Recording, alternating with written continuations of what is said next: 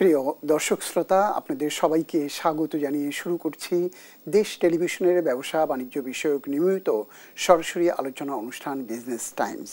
আজ আমাদের আলোচনার বিষয় অস্থিরতা কেন সারের বাজারে। প্রিয় দর্শক শ্রোতা, বিষয় সংশ্লিষ্ট কয়েকটি তথ্য জানিয়ে আলোচনার সূত্রপাত করতে চাই। দেশে কৃষকের জন্য অত্যাবশ্যকীয় উপকরণ হয়ে উঠেছে সার। এই সার নিয়ে অসংখ্য ঘটনা, দুর্ঘটনার নজির রয়েছে।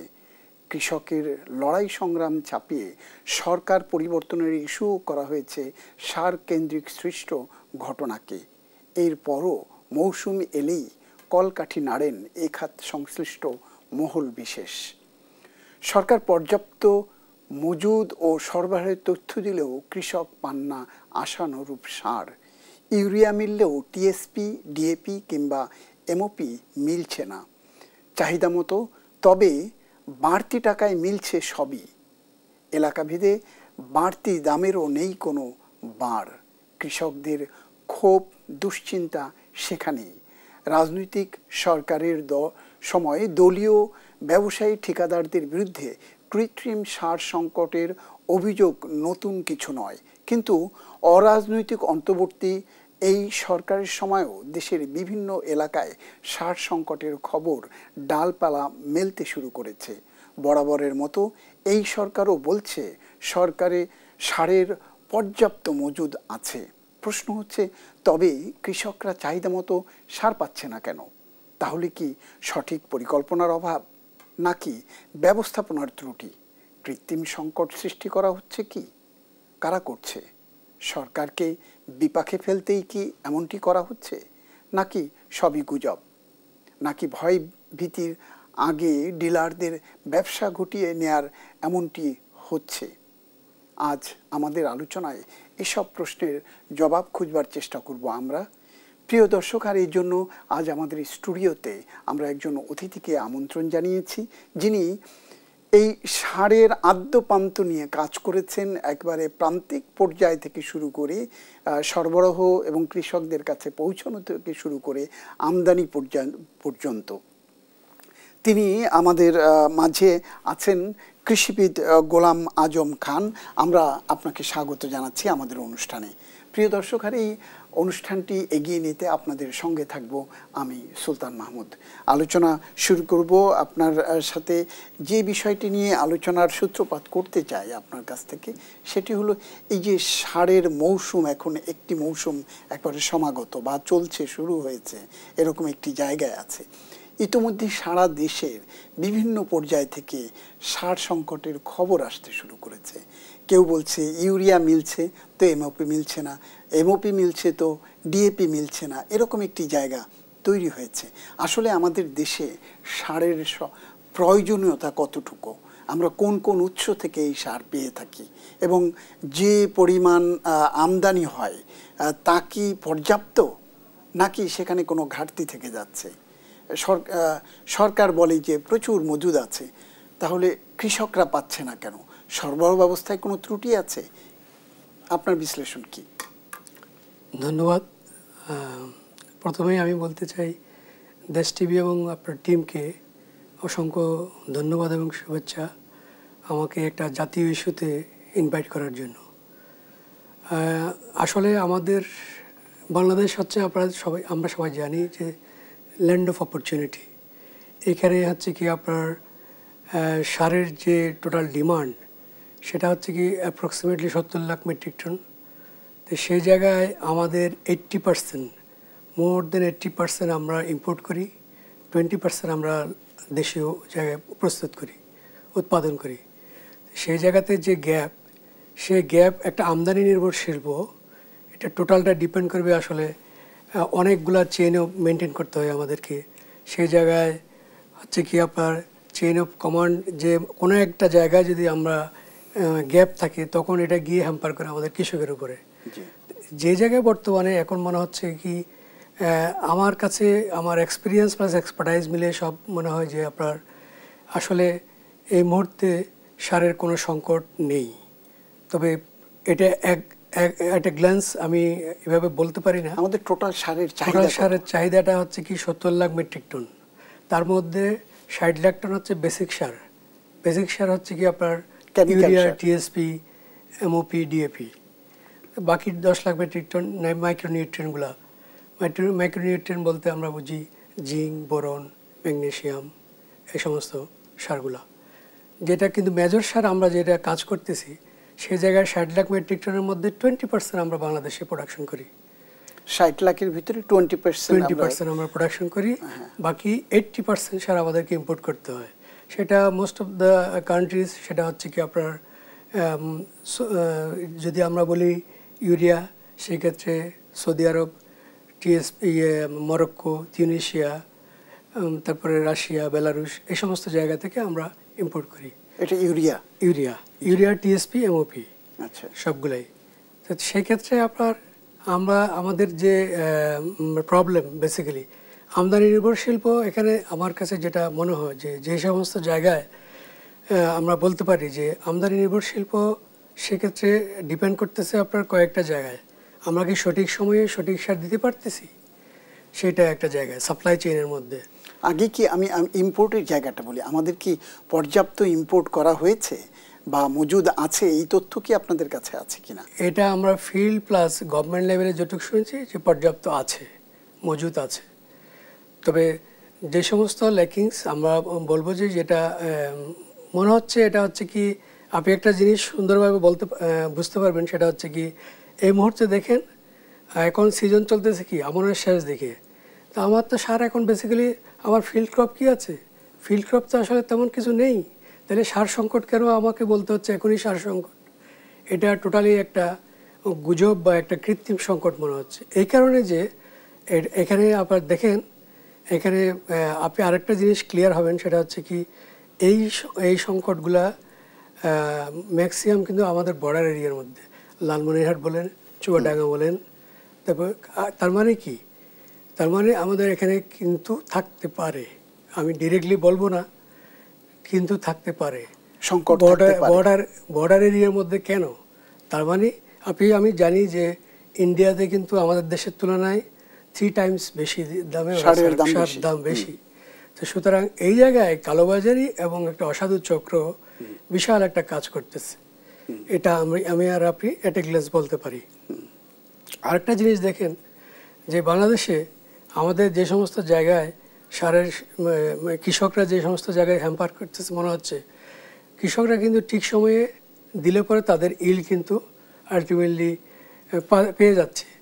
কিন্তু কোন জায়গায় সমস্যাগুলো আমাদেরকে ফাইন্ড আউট করতে হবে যে সাপ্লাই চেইন ঠিকমতো। হ্যাঁ, আমি আর আপনি জানি যে আসলে বিগত দিনে ডলার সংকট ছিল, প্রাইসের একটা ইন্টারন্যাশনাল প্রাইসও ছিল, সেই জায়গাতে আমাদের ওই সমস্ত জায়গায় হয়তো গ্যাপ থাকতে পারে। কিন্তু আমি মনে করি না এই মুহূর্তে বাংলাদেশে সারের সংকট একদম হিউজ পরিমাণ হচ্ছে, সেটা না। নভেম্বর থেকে আমাদের বেসিক্যালি বড় সিজন শুরু হবে। তো নভেম্বর থেকে শুরু হলে পরে আমাদের এখন কি আরও 2 মাস সময় আমরা পাচ্ছি। সুতরাং এখনই কেন আমি বলি যে কৃত্রিম সার আমার কাছে সারের সংকট। সুতরাং এই জায়গাতে আমার একটা বিশাল কোয়েশ্চেন। না, যদি সেটি থাকে, আপনি যেটা বলছেন যে সারের পর্যাপ্ত ইম্পোর্টের কথা বলছেন, যে ইম্পোর্টটা প্রপারলি এসছে আমাদের বা করা হয়েছে, আপনি সরকারের তথ্য যেটি বলছিলেন, আমাদের লোকাল যে প্রোডাকশন সেটি কি ঠিক আছে? লোকাল প্রোডাকশন ঠিক আছে, লোকাল প্রোডাকশনে কোনো হ্যাম্পার করতেছে না। কিন্তু এখানে আপনি বলতে পারেন যে কিছু পলিসিগত পরিবর্তন হয়েছে লাস্ট 3 ইয়ার্স ব্যাক।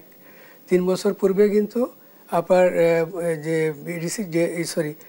যে নীতিমালা, সারের যে নীতিমালা চেঞ্জ হয়েছে, যে বরাদ্দকৃত সারগুলো আমরা যার কাছে বরাদ্দ তার কাছে আমরা সেটা 6 মাস পরে আমরা নিতে পারতাম। যার ডিলার 6 মাস পরে আমরা নিতে পারে বরাদ্দকৃত সার। কিন্তু হায়ারাস এখন দেখা যাচ্ছে নতুন রুলস অনুযায়ী উইদিন 2 মান্থসের মধ্যে না নিলে পরে তার বরাদ্দ বাতিল হচ্ছে। তো সেই জায়গাগুলোতে, এবং সরকার অলরেডি ঘোষণা করেছে, আমি জানি যে নতুন ডিলারশিপ দেওয়ার চিন্তা ভাবনা করতেছে। এই জায়গাগুলোতে মনে হচ্ছে কি ওরা একটা টোটাল নতুন ডিলার স্বাভাবিকভাবে মনোপলি বিজনেস করতে চাইবে।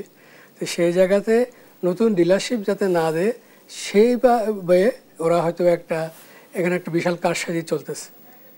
এটাই হচ্ছে কি আমার অ্যাজাম্পশন। আমরা যে আলোচনাটি করছিলাম, আপনি বলছেন যে সারের পর্যাপ্ততা রয়েছে, সরকার প্রচুর পর্যাপ্ত আমদানি করেছে এবং আমাদের স্থানীয় পর্যায়ে যে শিল্প রয়েছে, সার শিল্প বা সার কারখানা, সেখানটাতেও যে লক্ষ্যমাত্রা সে অনুযায়ী উৎপাদনও হয়েছে।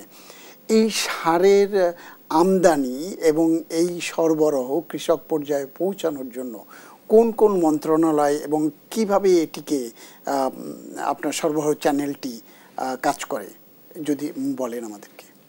জি, ধন্যবাদ। আসলে এখন সারের যে চাহিদা, সেই চাহিদারই টোটাল 26 লাখ মেট্রিক টন হচ্ছে শুধু ইউরিয়াই লাগে, ইউরিয়া।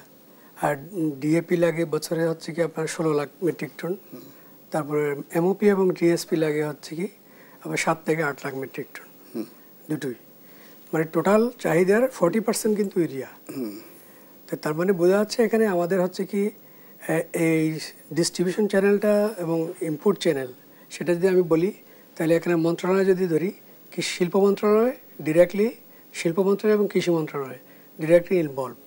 তো এই ক্ষেত্রে শিল্প মন্ত্রণালয় হচ্ছে কি ইম্পোর্ট পারমিট দেয় এবং উইদিন ইম্পোর্ট পারমিট সহ আমরা বিএডিসি বা ডিএই ইম্পোর্ট করে। এখানে কিন্তু ডিরেক্টলি বিএডিসি কিন্তু কোনো ইম্পোর্টে জড়িত না, বেসরকারি খাতের ব্যবসায়ীদেরকে অনুমতি দেয়। সেক্ষেত্রে আপনার যে অনুমতির এই ইয়ের হচ্ছে কি 75% আবার প্রাইভেট সেক্টরকে দেয়, 25% বিএডিসি করে। তো সুতরাং এই ক্ষেত্রে আমি বলতে পারি যে ইনভলভ রেগুলেটরি অথরিটি কিন্তু শিল্প মন্ত্রণালয় এবং ডিআই। শিল্প মন্ত্রণালয়ের মধ্যে আপনি কেমিক্যাল ইন্ডাস্ট্রি যেটি, সেটি বিসিআইসি কিন্তু নট ডিপার্টমেন্ট অফ এগ্রিকালচার এক্সটেনশনের অধীনে না, সেটি শিল্প মন্ত্রণালয়ের আন্ডারে। সুতরাং এই ক্ষেত্রে বিসিআইসি ডিলার কিন্তু সমস্ত শিল্প মন্ত্রণালয় কন্ট্রোল করে। তো সুতরাং এই ক্ষেত্রে আমরা বলতে পারি যে আমদানিটা কন্ট্রোল করে আপনি বলছেন কৃষি মন্ত্রণালয়, শিল্প মন্ত্রণালয়। আমদানি যেটা আমদানি করে সেটা কৃষি মন্ত্রণালয়ের মাধ্যমে করে, কিন্তু সেটা হচ্ছে কি শিল্প মন্ত্রণালয় দেখভাল করে। আর এখানে এই ক্ষেত্রে আপনার হচ্ছে কি সেটা হচ্ছে কি শিল্প মন্ত্রণালয় পারমিশন দেওয়ার পরে যেন ওটা বিডিসি 25% করে, তারপরে হচ্ছে প্রাইভেট সেক্টরগুলো 75% করে। বিএডিসি সরাসরি 25% আমদানি করে আর 75% বেসরকারি। এখানে যে ভর্তুকিটা আমাকে বুঝতে হবে যে এই যে ভর্তুকির ব্যাপারটা, ভর্তুকি এখন বিডিসি হয়তো বা গভর্নমেন্ট অথরাইজেশন হিসেবে এখানে ভর্তুকির হয়তো 100% ইউটিলাইজ করে আমি বলতে পারি, কিন্তু প্রাইভেট সেক্টরে আমি ডিরেক্টলি বলবো না যে ভর্তুকির 100% ইউটিলাইজ হচ্ছে। সেই জায়গাগুলোতে মনিটরের আসলে দরকার আছে, এখানে একটা গ্যাপ থাকতে পারে। সেই জায়গাগুলোতে আমি বলতে পারি যে টোটাল যে সিচুয়েশন, এই সিচুয়েশনের মধ্যে আমরা ওভারঅল এখনই যেহেতু স্ট্যান্ডিং ক্রপ নাই ফিল্ডে, সুতরাং এখনই আমি সারের সংকট এই আওয়াজ তুলতে পারি না। আপনি বলছেন সারের আওয়াজ তুলতে পারেন না। এই যারা ইম্পোর্ট, আপনি বললেন যে শিল্প মন্ত্রণালয় এবং কৃষি মন্ত্রণালয়ের মধ্যে ইম্পোর্ট হয়, কিন্তু ডিলারদের একটি অ্যাসোসিয়েশন আছে যেটিকে বলা হয় বাংলাদেশ ফার্টিলাইজার অ্যাসোসিয়েশন। সেখানটাতে আমরা যে খবর পাচ্ছি যে সেখানটাতে বিগত সরকারের সময় এখান থেকে যাদেরকে এই ডিলারশিপ দেয়া হয়েছে বা যারা এখানকার সদস্য, তারা সরকারের মদদে বা সরকারের আশ্রয় প্রশ্রয় থেকে এক পরিবারের কাছে অনেকগুলো ডিলারশিপ রয়েছে এবং তথ্য আছে যে এর মধ্যে অনেকেই নানান কারণে আত্মগোপনে রয়েছেন, কেউ পালিয়ে গেছেন এবং সম্ভবত এই সংগঠনের যিনি সভাপতি তিনি এখন কারাগারেও রয়েছেন। তো তাতে কি কোনো ব্যত্যয় ঘটছে বা সার যেভাবে যাদের নামে বরাদ্দ, যে পরিমাণ বরাদ্দ তারা তুলছে না, যে কারণে সার মাঠ পর্যায়ে পৌঁছাচ্ছে না, এমন কি কিছু? এটা আমি কিছুটা বলতে পারি, আপনার সাথে একমত। সেটা কারণ এখানে কিন্তু 1000-এর উপরে এরকম প্রায় মেম্বার বিএফএ বাংলাদেশ ফার্টিলাইজার অ্যাসোসিয়েশনের। তো সেই ক্ষেত্রে এখানে ইনভলভমেন্টটা ওনারা ডিরেক্টলি কে কী পর্যায়ে করতেছে সেটাতে আমি বলতে পারি না। তবে হ্যাঁ, এটুকু আজ করতে পারি যে ওনাদের একটা চেইন যেহেতু এক জায়গায় হ্যাম্পার হয়েছে, সুতরাং এখানে ব্যাঘাত ঘটতেছে, এটা আপাত দৃষ্টিতে বলতে পারি। তো তাহলে যদি আপনার এখান থেকে যার জন্য যতখানি বরাদ্দ সে যদি না তোলে সেই সার, তাহলে সেটি মাঠ পর্যায়ে তো একটি ঘাটতি তৈরি হতে পারে। সেই সংখ্যা তো উড়িয়ে দেয়া যায় না। এবং কৃষক যখন বিভিন্ন জেলা থেকে, যেমন শেরপুর, যশোর, ঝিগরগাছা বা ঝিনাইদহ, সেখান থেকে যখন খবরগুলো আসছে যে সার পাওয়া যাচ্ছে না, সেটিকে অমূলক বলবেন আপনি? আমি আপনার সাথে অমূলক বলবো না, তবে যেহেতু আওয়াজ উঠতেছে সেই জায়গাতে মনিটরিংয়ের ব্যবস্থাটাকে আমার কাছে মনে হয় গভর্নমেন্ট, গোয়েন্দা ডিপার্টমেন্ট আছে আমাদের, এবং সরকারের আরও বিভিন্ন ডিপার্টমেন্ট আছে, ওনারা যদি নির্দিষ্ট তদারকি করে মনিটরিংটা বাড়ায়, সেক্ষেত্রে আমার মনে হয় ডেফিনেটলি এটা ইমপ্রুভ হবে, আর এই আওয়াজটা কমে যাবে। আর একটা ইনফরমেশন আমি আপনাকে দিই, সেক্ষেত্রে হচ্ছে কি, কৃষিখাতে বরাদ্দ কিন্তু ভর্তুকি কিন্তু কৃষিখাতের জন্য। এই সার কিন্তু এই শিল্প মন্ত্রণালয়েও এই ভর্তুকিটা করতেছে, ব্যবহার করতেছে। তাহলে হাজার হাজার কোটি টাকার শিল্প মন্ত্রণালয়ের বিজনেস কিন্তু এই কৃষি মন্ত্রণালয়ে সার যাওয়ার কথা না। সেক্ষেত্রে ওই জায়গাগুলোতেও গ্যাপ থাকতে পারে, ওই একটা জায়গায়। সে তো ভর্তুকির কথা বলছেন, ভর্তুকির কথা, সারের সংকটটার কথা বলছি। সাপ্লাই চেইন কোন কোন জায়গায় হ্যাম্পার করতেছে। তো সেই জায়গায় আপনি যেটা বলছেন, ওই যে নতুন নীতিমালার কথাটাও গিয়ে ওটা ডিলারদের একটা কারসাজিও হতে পারে। আপনি মানে এটা শুরুতে যখন গভর্নমেন্ট যখন বলে দিচ্ছে যে আমি নতুন ডিলারশিপ দিব, সুতরাং এখানে একটা সংঘবদ্ধ গ্রুপ কাজ করতেছে ফিল্ডে, বিকজ অফ মনোপলি বিজনেস। এটার জন্য না, সংঘবদ্ধ গ্রুপের কথা বলছেন যারা বিএফ এর মেম্বার বা যারা বিএফ এর ডিলার তালিকাভুক্ত, ওখানে যারা বিসিএস এর ডিলার না, অন্য ডিলার যারা খুচরা ডিলার বিক্রেতা, ওই কথাগুলো আমি বলতে চাচ্ছি। মানে আপনার এই সারের সরবরাহ চ্যানেলটা কি? আপনার ইম্পোর্ট তো করলো, ইম্পোর্ট করার পর সেটি কোথায় যায়? বেসরকারি পর্যায়ে ইম্পোর্ট করার পর, বেসরকারি পর্যায়ে ইম্পোর্ট করার পরে গেল আপনার বড় ডিলারের কাছে। হ্যাঁ, ডিরেক্ট ডিলারের কাছে। ইম্পোর্টার কাকে দিচ্ছে? ইম্পোর্টার ডিলারকে দিচ্ছে, তালিকাভুক্ত ডিলারকে দিচ্ছে। তারপর কিন্তু একটা আমি আপনাকে রিসেন্ট ঘটনা বলতে পারি, সেটা হচ্ছে কি, ফিল্ডে আমাদের মুভমেন্ট করতে হয়, আমাদের খান এগ্রিকালচার প্রোডাক্টস লিমিটেডের বিভিন্ন জায়গায় আমাদের মার্কেট সারা বাংলাদেশে। সেই সব জায়গায় যখন আমরা মুভ করি, তখন দেখি যে আমার ডিলার বলতেছে স্যার আমাদের কিন্তু একটু বরাদ্দ কমে গেছে, আমাদের একটু বরাদ্দ দিলে পরে আমরা কিন্তু এইটা যে ক্রাইসিসটা হচ্ছে, এই ক্রাইসিসটা হয়তো তাদের বাসায়, তারা কিন্তু ইউরিয়া এবং এমওপির কথা বলতেছে না, বলছে টিএসপি এবং স্পেসিফিক টিএসপি এবং ইউপির কথা বলছে। তো সেই জায়গাগুলোতে আমাদের একটু বরাদ্দ বাড়ায় দেন। এখন বরাদ্দ তো 2 মাস আগে আপনাকে বাড়ানো যাবে না, সেটা তো শিডিউল আছে। ওই 2 মাস পরে কিন্তু আপনাকে সেই জায়গাগুলোতে বরাদ্দর জন্য অ্যাপ্লিকেশন করলে পরে তখন সেটা আপনি অ্যাপ্লাই করতে পারবেন। এই ক্ষেত্রে আমাদেরকে আসলে এই জন্য বলতে চাচ্ছি যে এই মুহূর্তে সারের সংকটের এই আওয়াজ আমার কাছে মনে হয় এটা কিছু অসাধু ব্যবসায়ী এবং কিছু আপনার লোকাল কিছু মিডিয়াও এখানে জড়িত থাকতে পারে। আচ্ছা, মিডিয়া জড়িত বলছেন আপনি। যখন আপনার সারের যে দাম, সেই পার কেজিতে হিসেবে যদি আমরা খুচরা যারা কৃষক, সেখানটাতে পার কেজি টিএসপির দাম কত, পার কেজি এমওপির দাম কত, পার কেজি ডিএপির দাম কত, এবং যখন আপনার ইউরিয়াটা পর্যাপ্ত পাচ্ছে কিন্তু ডিএপি বা এমওপি যখন নিতে যাচ্ছে তখন তাকে দেয়া হচ্ছে না। আপনার কথাই যেটা বেরিয়ে এলো যে আপনি বলছেন যে তারা বরাদ্দ বাড়ানোর কথা বলছে। যখন কোনো ডিলারকে সার দেয়া হয়, কোন রেশিওতে সারটা দেয়া হয়? আপনার ইউরিয়া কত % দেওয়া হয়, ডিএপি কত % দেওয়া হয়, বা এমওপি কত % দেওয়া হয়? এটির একটি বরাদ্দর কাঠামো আছে, কাঠামোগত এটা একটা সরকারি আছে জি। সেটা হচ্ছে কি, যেমন আপনি যদি বললেন দামের ব্যাপারটা, ইউরিয়া কিন্তু সরকারি গভর্নমেন্ট রেট হচ্ছে কি 1350 কেজি প্রতি বস্তা, তার 25 কেজি, তার মানে এটা 27 টাকা গিয়ে পড়তেছে পার কেজি। আবার একইভাবে আপনি যদি এমওপি বলেন, এমওপি হচ্ছে কি 1100 টাকা কেজি বস্তা, তার মানে এটা গিয়ে পড়তেছে 21 টাকা কেজি এমওপি। তারপরে একইভাবে আপনার যদি টিএসপির কথা বলেন, টিএসপি পার বস্তায় ইউরিয়ার মতো 1350 টাকা, তার মানে এটাও 27 টাকা ইয়ে পড়তেছে। কিন্তু ডিএপি 1050 টাকা করে কেজি, তার মানে 21 টাকা করে পড়তেছে পার কেজি সেই ক্ষেত্রে। তা এখন আমরা যদি বরাদ্দ তো ডেফিনেটলি আমি সব জায়গায় সমানভাবে দিতে পারি না। আমার যে কোন এলাকায় কি চাহিদা সেই চাহিদার ভিত্তিতে তো ডেফিনেটলি একটা গভর্নমেন্ট প্রেসক্রাইব ফরম্যাট আছে। কারণ টোটাল বাংলাদেশে আমি জানি যে এটা এগ্রিকালচারের ভাষায় AIZ বলে, এগ্রিকালচার ইকোনমিক্যাল জোন। তার মানে কোন কোন জায়গায় আমি চিটাংয়ের জন্য যে বরাদ্দ সেটা তো আর আমি রংপুরের জন্য রাখলে হবে না। তো সুতরাং এলাকাভেদে সরকারের একটা আছে, প্রেসক্রাইব ফরম্যাট আছে, সেই অনুযায়ী ওই ডিস্ট্রিবিউশনটা করতেছে।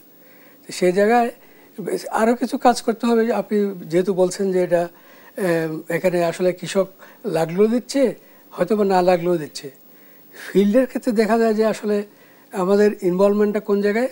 এখানে যেমন জৈব সার যদি আমাদের ঠিকমতো ইউজ হতো, তাহলে কিন্তু আমাদের এই সারের ক্রাইসিসটা অনেকটা কমে যায়।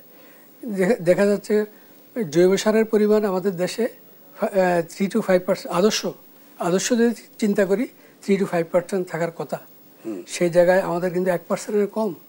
তো সেই জায়গাগুলোতে এই যে একটা হিউজ গ্যাপ, সেই গ্যাপটা কিন্তু জন্য এখানে একটা সারের একটা ক্রাইসিস বা যেটা বলি, কৃষক লাগলেও দিচ্ছে না লাগলেও দিচ্ছে কী জন্য বলতেছি, আমার সয়েল কিন্তু টেস্ট করে কৃষক কিন্তু সার অ্যাপ্লাই করতেছে না। তো সেই জায়গাগুলোতে গভর্নমেন্ট, এখন অনেকগুলো গভর্নমেন্ট উদ্যোগ আসতেছে ফিল্ডের জন্য কৃষকদেরকে আপনার কী বলে গ্রাম পর্যায়ে বা ইউনিয়ন পর্যায়ে সয়েল টেস্ট করে ওদেরকে একটা ট্রেনিংয়ের ব্যবস্থাও করতেছে সরকার। এই সমস্ত জায়গাগুলোতে ওদেরকে আরও আধুনিক, আরও মডার্ন টেকনোলজি সাপ্লাই দেওয়ার চিন্তা করতেছে। কারণ কি, আপনি যদি ইউরিয়া লাগে 1 কেজি, আপনি দিলেন 5 কেজি, সেই জায়গাগুলোতে কী হবে, আমার সারের লস হচ্ছে না, কিন্তু সারের লসের পাশাপাশি আমার কিন্তু মাটির উর্বরতা কমে যাচ্ছে। বিরতির পর ফিরছি আবার আমাদের নির্ধারিত আলোচনায়। আজকে আমাদের আলোচনার বিষয় অস্থিরতা কেন সারের বাজারে। আর এই আলোচনার জন্য রয়েছেন বরেণ্য কৃষিবিদ গোলাম আজম খান। জনাব খান, আমরা আপনার কাছ থেকে একটি বিষয় জানতে চাই, সেটি হচ্ছে এই যে আমরা আমদানি নির্ভর এবং এই যে আমাদের অভ্যন্তরীণ উৎস থেকে আমাদের নিজস্ব যে সার কারখানা, সেখান থেকে আমরা যেগুলো পাই সেগুলো সাধারণত কেমিক্যাল সার, তাই তো? সে আমাদের এই কেমিক্যাল নির্ভরতা, আপনি যেটি একটু আগে বলছিলেন যে অতি পরিমাণে সার যেখানে আদৌ প্রয়োজন আছে কিনা, সেখানটাতেও আমরা, যেখানে প্রয়োজন নাই সেখানেও আমরা সার ব্যবহার করি, এতে মাটির উর্বরতা নষ্ট হচ্ছে, ক্ষমতা নষ্ট। সেই ক্ষেত্রে আমাদের দেশের ভেতরে আমরা যেটি দেখি যে জৈব সারের ব্যবহার বাড়ছে বা উৎপাদনও হচ্ছে। সেখান থেকে আমরা এই আমদানি নির্ভরতা কিভাবে কমাতে পারি বা জৈব সারের ব্যবহার বাড়াতে বাধা কোথায়? ধন্যবাদ। আপনার জৈব সারের টোটাল যে কনজামশন, সেটা অ্যাপ্রক্সিমেট 70,000 মেট্রিক টন পার ইয়ার। সেক্ষেত্রে আমাদের দেখা যাচ্ছে কি সাপ্লাই করতেছে হয়তো most of the major portion হচ্ছে কি কাজী গ্রুপ, SCI, অটো, এরকম বিভিন্ন কোম্পানি, এগুলো প্রাইভেট কোম্পানি এগুলো করতেছে। পাশাপাশি আমরা যদি এটা, কিন্তু আমি শুরুতে বলছিলাম আপনাকে, আমাদের কিন্তু আদর্শ মাটি যদি বলি 5%, 3 to 5% অর্গানিক ম্যাটার বা জৈব পদার্থ থাকতে হবে, কিন্তু আমাদের দেশের সয়েলে 1%-এর কম আছে। সেইগুলোতে আমরা জৈব অর্গানিক ম্যাটার সাপ্লাই দিয়ে জৈব পদার্থ যত বেশি সাপ্লাই দিই, তাহলে আমরা এই গ্যাপটা, এই রাসায়নিক সারের উপর চাপটা কমাতে পারি। তো সেই জায়গাতে আমি মনে করি যে রাসায়নিক সারের উপরে চাপ কমানোর পাশাপাশি আমাদের বৈদেশিক মুদ্রার ডেফিনেটলি আরেকটি হলো যে রাসায়নিক ব্যবহারে আমাদের মাটির যে ক্ষতি হচ্ছে, সেই ক্ষতি থেকে আমরা রক্ষা করতে পারি। এক্স্যাক্টলি। প্রতি বছর আমাদের যে বন্যা হয়, বন্যা সয়েল এরোশনে অনেক আমাদের জৈব পদার্থ কমে যাচ্ছে, সেটা একটা কারণ। তো আমি যেটা বলতে চাচ্ছি সেটা হচ্ছে কি, এই যে একটা ব্যবহার আমাদের দেশে কিন্তু অ্যাপ্রক্সিমেট 10 থেকে 15 বছর আগে কিন্তু তরল সারের ইউজ ছিল। তখন সরকার নিল যে তরল সার করা যাবে না, ব্যান করে দিল, তরল সার ব্যবহার করা যাবে না। কী জন্য? সেটা হচ্ছে কি, এখানে হেভি মেটাল পাওয়া যাচ্ছে, হেভি মেটালের যে ইম্প্যাক্ট সেটা আমরা সবাই জানি। তাহলে সেই জায়গাতে আপনার সরকারের মৃত্তিকা গবেষণা মৃত্তিকা বিজ্ঞান SRDI বলি আমরা, ওই SRDI থেকে আপনার সারা বাংলাদেশে ওনাদের সেন্টার আছে। সেই জায়গাগুলোতে যদি মনিটর এবং ঠিকমতো করে তাহলে কিন্তু আমার তরল সারটা আবার দিতে পারি, এখানে একটা সুযোগ আছে। এই ক্ষেত্রে আমি বলি যে আপনার সারা বাংলাদেশে যদি জৈব পদার্থের ইউজ যদি কৃষককে আমরা ব্যবহার বাড়াতে পারি, সেটা হতে পারে সারা ওয়ার্ল্ডে কিন্তু হিউমিক অ্যাসিড বা পটাশিয়াম হিউমেট একটা সারা বিশাল একটা বাজার আছে। সেই বাজারটা আমাদের দেশে আমরাও ইদানিং আমরা খানিক গ্লাসের প্রোডাক্টস লিমিটেড আমরা শুরু করতেছি ইদানিং পটাশিয়াম হিউমেট বাজারে দিয়ে। এটা একটা বেসিক্যালি এটা হচ্ছে লিওনোডাইট বলে আপনার অর্গানিক ম্যাটারের, কারণ ওখান থেকে এক্সট্রাক্টটা নিয়ে এইটা অর্গানিক জৈব পদার্থটা জৈব সারটা সাপ্লাই করতেছে। ঠিক একইভাবে ভার্মি কম্পোস্টের ব্যবহার, কম্পোস্টের ব্যবহার, ট্রাইকোডার্মা, এগুলো যদি আমরা সারা বাংলাদেশে যদি কৃষককে যদি বাড়াতে পারি, সেক্ষেত্রে আমাদের একটা বিশাল একটা ইয়ের উপরে চাপ কমে, রাসায়নিক সারের ব্যবহারের উপরে চাপ কমে। পাশাপাশি নট অনলি দ্যাট, আমাদের যে আপনি কেমিক্যালের ইউজের উপরে যে একটা সারা মানুষের একটা ইয়ে আছে, সচেতনতা বলি বা সেক্ষেত্রে অর্গানিক জৈব সার দিয়ে আমরা ইকো ফ্রেন্ডলি প্রোডাক্টগুলো তৈরি করতে পারি। সেটা হবে কি, সেটা আমাদের সবজিগুলা, যেটা আমি জানি যে এক্সপোর্টের ক্ষেত্রে এটা একটা প্যারামিটার থাকে, সেই প্যারামিটারগুলো একজ্যাক্ট না হলে পরে এক্সপোর্ট করা যায় না, ইম্পোর্ট কান্ট্রি সেটাকে ব্যান করে দেয়। এক্স্যাক্টলি সেই সমস্ত জায়গাগুলোতে আমরা এই যে আপনার জৈব পদার্থের ব্যবহার বাড়িয়ে, তারপরে হচ্ছে কি আপনার Trichoderma, tricho compost, vermi compost, এই ধরনের যত রকম এনরিচমেন্ট আছে জৈব পদার্থের, সেগুলোকে আমরা ইউজ করে আমাদের ব্যবহার বাড়াতে পারি। আমি মনে করি যে এটা একটা বাংলাদেশে বিশাল বিপ্লব হবে যদি আমরা এই ক্ষেত্রে এটাকে আমরা প্রতিটা জায়গার থেকে সরকারেরও কিছু সাপোর্টের দরকার আছে বলে মনে করি। সেক্ষেত্রে প্রাইভেট এবং সরকার যৌথ প্রযোজনায় এটা করা যেতে পারে আমার দৃষ্টিতে। জি, ধন্যবাদ। আরেকটি বিষয় আমি আপনার কাছে একটু আসতে চাই। এই যে আমরা দেখছি যে সারের দামের ক্ষেত্রে, আমি যেটা শুরুতেই বলছিলাম, যে দাম যেখানটাতে প্রথমত বলা হচ্ছে যে এলাকাগুলোতে সারের সংকটের কথা বলা হচ্ছে, সেখান থেকে এমওপি বা ডিএপি এগুলোর দামই বেশি বা এগুলো পাওয়া যাচ্ছে না বলে বলা হচ্ছে। কিন্তু আবার যখনই বেশি দাম দেওয়া হচ্ছে তখন আবার কৃষক পাচ্ছে, কারণটা কি? এটা ডেফিনেটলি ওই যে বললাম আপনাকে শুরুতেই যে কিছু কারসাজি আছে, কাজ করতেছে, একটা গ্রুপ হয়তো কাজ করতেছে, দেশে একটা কৃত্রিম সংকটের তৈরি করার চেষ্টা করতে। এদেরকে আইডেন্টিফাই করার পথ হচ্ছে কি, আমাকে মনিটরিং বাড়াতে হবে, রুট লেভেলে আমার মনিটরিং বাড়াতে হবে। সরকারের একটা বিভিন্ন সংস্থার, বিশেষ করে ডিএই, এখানে কৃষি সম্প্রসারণ অধিদপ্তর, এখানে রুট লেভেলে আমার মনিটরিং এবং পর্যাপ্ত এখন তো যেহেতু প্রযুক্তির যুগ, সুতরাং আমি অ্যাপসও ব্যবহার করতে পারি। সামনের দিনে আমি যেহেতু নভেম্বরের বড় সিজনের আগেই আমি শুনলাম যে ডিজিটাল পদ্ধতি প্রয়োগ হবে মনিটরিংয়ের ক্ষেত্রে। তো সুতরাং আমি আমার একটা রেফারেন্স আপনাকে দিতে পারি, সেটা হচ্ছে কি, আমার ফিল্ড ফোর্স মনিটর করার জন্য আমি এখান থেকে টিপ দিলেই আমি কোন জায়গায় আছে, মুভ করতেছে কোন জায়গায়, আজকে কোন বাজারে গেল, কোন ডিলারের কাছে সেল হলো, কীভাবে সে আসলো, কত টাকা সে ব্যাক করলো, সবই হিসাব আমি মুহূর্তের মধ্যে জানতে পারতেছি। Why not this? সুতরাং এই ক্ষেত্রে আমি মনে করি যে গভর্নমেন্ট প্রযুক্তির সহায়তা নিতে পারে। সেক্ষেত্রে মনিটরিংটা আরও বেশি অ্যাগ্রেসিভভাবে নিয়ে, আরও কনসাইজলি নিয়ে আমাদের সাথে একসাথে প্রাইভেটকেও নিতে পারে আমি মনে করি যে, কারণ ওরা অলরেডি প্রাইভেট প্রতিষ্ঠানগুলো সারা বাংলাদেশে কাজ করতেছে এই ইনপুটসগুলো নিয়ে, বীজ, সার, কীটনাশক সব ইনপুটসগুলো নিয়ে কাজ করতেছে। সুতরাং এই ক্ষেত্রে আমি মনে করি যে এখানে একটা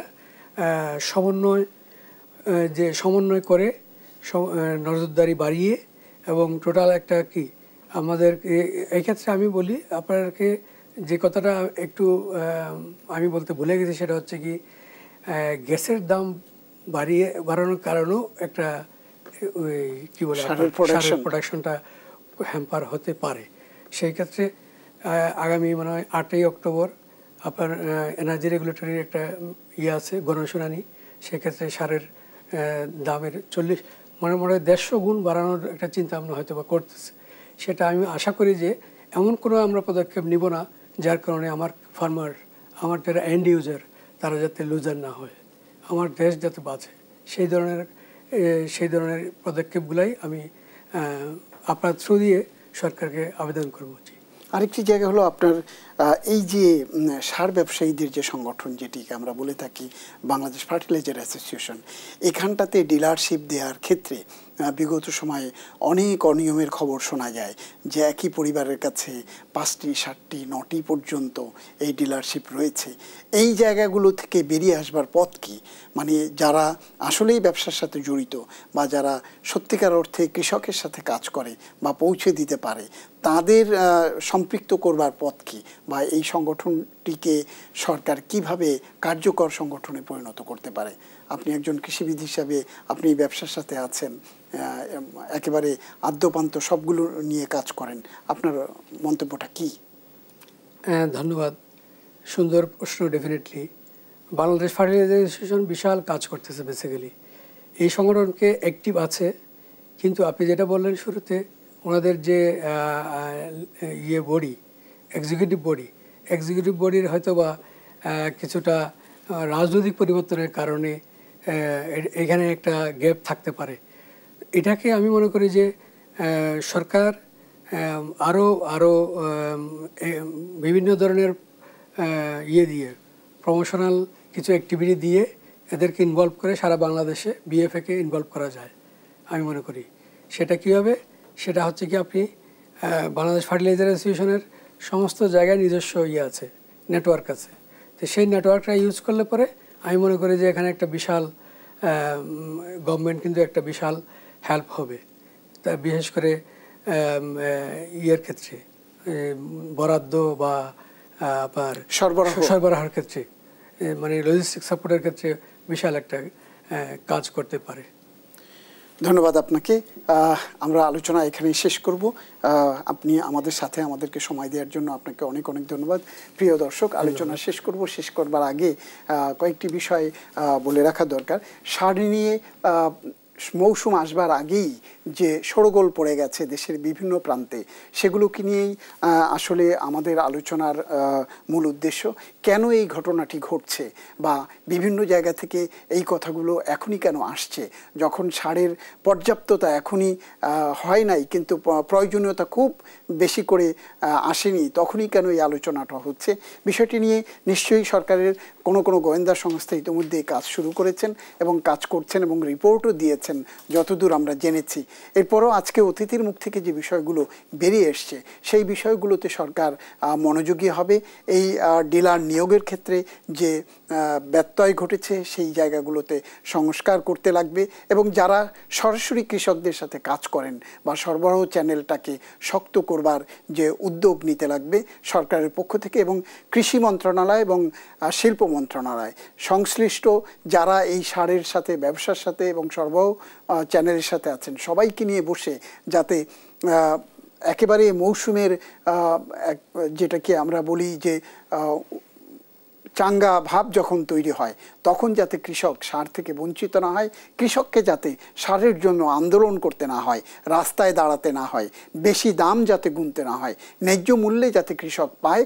তার পাশাপাশি আমাদের যে অর্গানিক ফার্টিলাইজার যেটি দেশে উৎপাদন হচ্ছে, সেই অর্গানিক ফার্টিলাইজার যাতে আরও বেশি উৎপাদনে উৎসাহিত হয় স্থানীয় কোম্পানিগুলো, সরকার তাদেরকে সেই উৎসাহ দেবে, সেই আশাবাদ ব্যক্ত করে আজকের আলোচনা এখানেই শেষ করছি। তার আগে জানিয়ে রাখছি, দেশ টেলিভিশনের ব্যবসা বাণিজ্য বিষয়ক নিয়মিত এই আলোচনা অনুষ্ঠান সপ্তাহের শনি থেকে বৃহস্পতি প্রতিদিন দুপুর 1টায় সরাসরি সম্প্রচার শুরু হয়। নিয়মিত দেখবার আমন্ত্রণ জানিয়ে আমি এখানেই শেষ করছি। সুলতান মাহমুদ, আপনাদের সবাইকে অনেক অনেক ধন্যবাদ।